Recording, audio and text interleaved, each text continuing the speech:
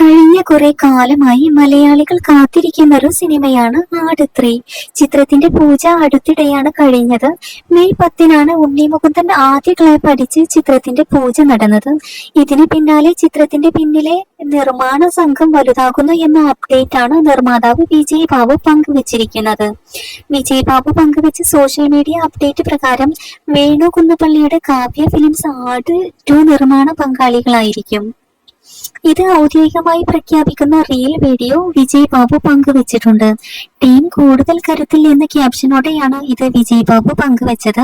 ചിത്രം വൻ ബജറ്റിലാണ് ഒരുങ്ങുന്നത് എന്ന് നേരത്തെ സംവിധായകനും നിർമ്മാതാവും സ്ഥിരീകരിച്ചിരുന്നു. എന്നാൽ നേരത്തെ ചിലയിടത്ത് പ്രചരിച്ച പോലെ ഇതൊരു സോംബി കഥയല്ലെന്ന് വിജയ് ബാബു പറഞ്ഞിട്ടുണ്ടായിരുന്നു. മിഥുൻ മാനുവൽ തോമസ് സംവിധാനം ചെയ്യുന്ന ചിത്രത്തിന് നേരത്തെ പൂജയിൽ ഫസ്റ്റ് ക്ലാപ്പ് അടിച്ചത് ഉണ്ണി മുകുന്ദനാണ്. പരാജയത്തിൽ നിന്നും ഇത്രയും വലിയൊരു ബ്രാൻഡായി മാറുക എന്നത് ചെറിയ കാര്യമല്ലെന്ന് ഉണ്ണി വേദിയിൽ പറഞ്ഞു. ഷാജി പാപ്പാനായി എത്തുന്ന ജയസൂര്യ കുടുംബസമേതമാണ് പൂജയ്ക്ക് എത്തിയത്. സൈജു കുറുപ്പ് അടക്കമുള്ളവരും ചടങ്ങിൽ സന്നിഹിതരായി.